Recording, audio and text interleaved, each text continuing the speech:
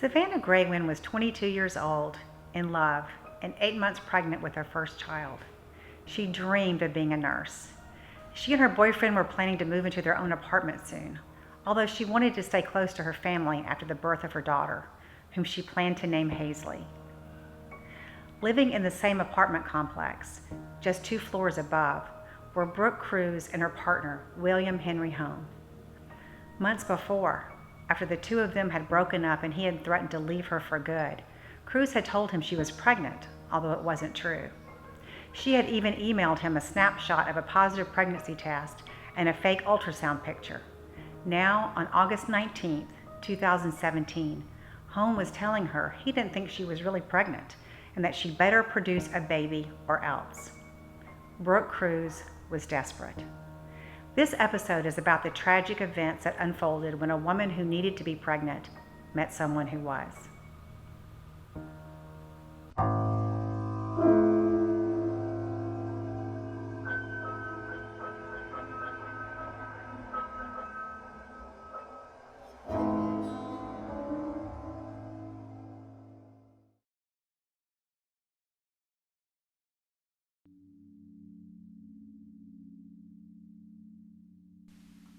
Savannah LaFontaine Greywind was about to experience one of life's greatest joys, becoming a mom. The 22-year-old was 8 months pregnant with a baby girl and thrilled to be starting a family with longtime boyfriend Ashton Matheny. Savannah lived with her parents and 2 siblings in Fargo, North Dakota, where they all shared a basement apartment. Norberta and Joe Greywind could not have been more excited about little Hazley Joe coming into their lives. She would be their first grandchild. For Savannah, Saturday, August 19, 2017, started off just like any other day. The heavily pregnant mom was feeling pretty uncomfortable in her 3rd trimester and struggled to get around. Savannah had just ordered a pizza when her upstairs neighbors, Brooke Cruz, asked her if she could come up to her apartment and model a sewing project.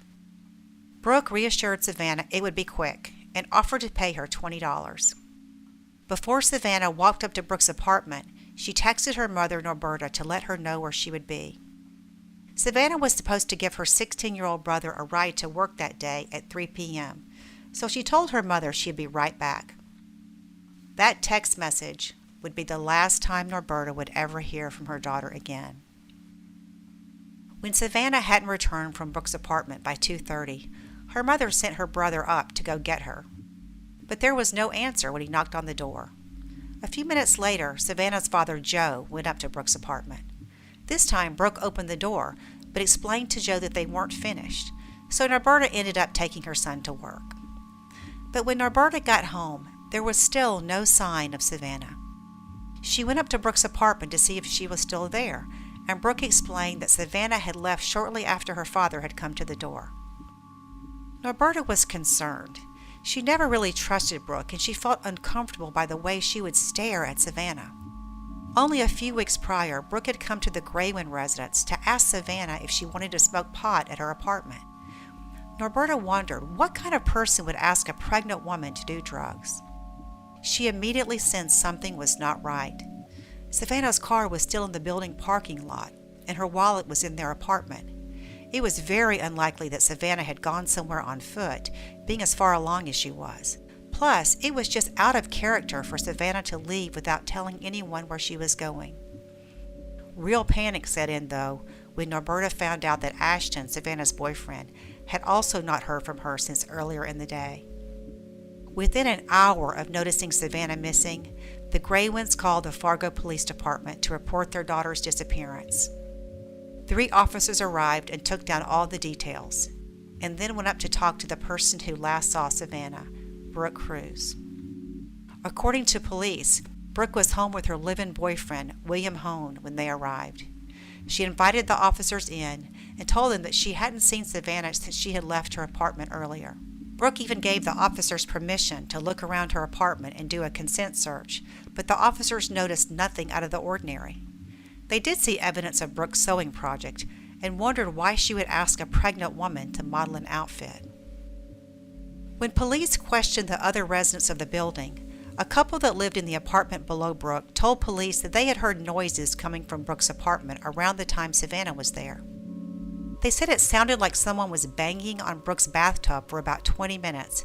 Then they heard the shower turn on. Because Brooke and William fought so much, the couple ignored the noise, thinking it was another argument. But now, Brooke and William were officially on police's radar. The next day, there was still no trace of Savannah. The Greywind family was beside themselves and growing frustrated with police, who explained there was little they could do at that point. There was no evidence a crime had been committed, and Savannah was an adult who could have left on her own will.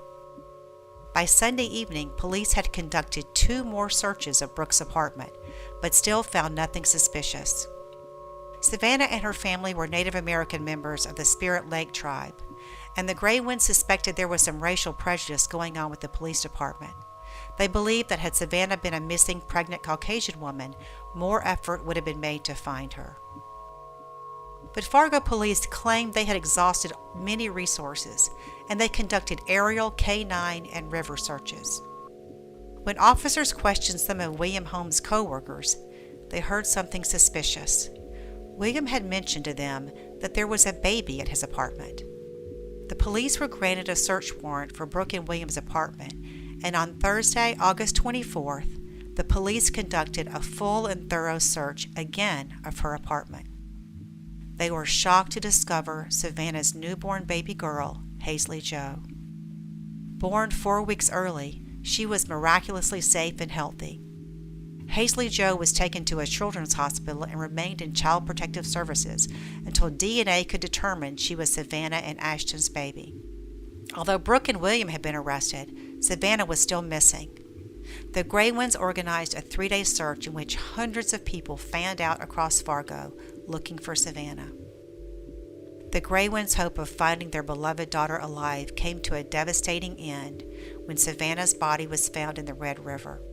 Kayakers paddling downstream made the grim discovery of Savannah's body wrapped in plastic and duct tape, stuck between some trees. Preliminary results from Savannah's autopsy said the cause of death was homicidal violence. After her arrest, Brooke originally told investigators that Savannah had willingly given her Hazley Jo. But during her trial, Brooke came clean about the brutal details of her crime. She explained how she had told William she was pregnant as a way of keeping him from leaving her. Brooke then became obsessed with the idea of a baby and began to believe her own lie. While she denied that William knew she was going to murder Savannah and take her baby, she said there had been an unspoken understanding between them and that William was expecting her to give him a child. On the stand, Brooke recalled how she had lured Savannah into her apartment that fateful day. Once there, she said she started a fight with Savannah and pushed her, causing her to hit her head on the bathroom sink and be knocked unconscious. This, though, disputed earlier testimony from a medical examiner who said Savannah's autopsy showed no signs of a head injury.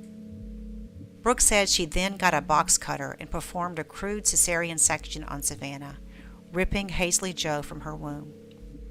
William arrived soon after Brooke performed the savage surgery on Savannah. Blood was everywhere, and she asked him for help. According to Brooke's testimony, William tied a rope around Savannah's neck and tightened it just to be certain she was dead. Savannah's body was hidden in the bathroom closet when police conducted the first 2 searches of Brooke's apartment. They hid the baby under blankets on the bed next to William. After the police left, William cut a hole in a dresser and placed Savannah's body in it so they could take her out of the apartment without anyone seeing it. Medical examiner Dr. Froloff told the court that he was never able to determine if Savannah died of blood loss or strangulation. Brooke Cruz was sentenced to life without parole for conspiracy to commit murder and kidnapping. William Hoehn was sentenced to life in prison with the possibility of parole. He pleaded guilty to charges that he conspired to kidnap Savannah's baby, but never conspired to murder Savannah. He must serve a minimum of 25 years to be eligible for parole and is now appealing his sentence. Brooke Cruz was so desperate to hold on to William Hoehn that she was willing to kill to make that dream come true. In the end, Savannah Greywind died needlessly, and her beloved baby girl was left without a mother.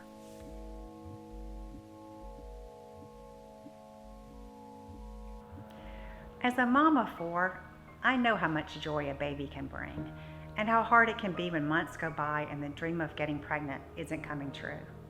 But fetal abduction is not about a maternal urge gone wild. The perpetrators are driven more by narcissism than an obsession to nurture. In fact, in many of these rare cases, research suggests that not only is there no evidence these women bond with the babies they snatch, they often have a history of neglect or abuse toward the children they already have. Brooke Cruz had lost custody of 3 previous children after showing little interest in parenting them. In these cases, more often than not, the baby is just a means to an end. These women are desperate to hold on to a relationship and think producing a child is the best way to do it. Then they target a friend, a coworker, a neighbor, or they befriend a stranger online and make plans to steal a full-term fetus. If there's any silver lining in this sad story, it's that Hazley Joe is now 18 months, walking and talking and happy. And while she will never have her mom, she is being raised by a dad and extended family who adore her.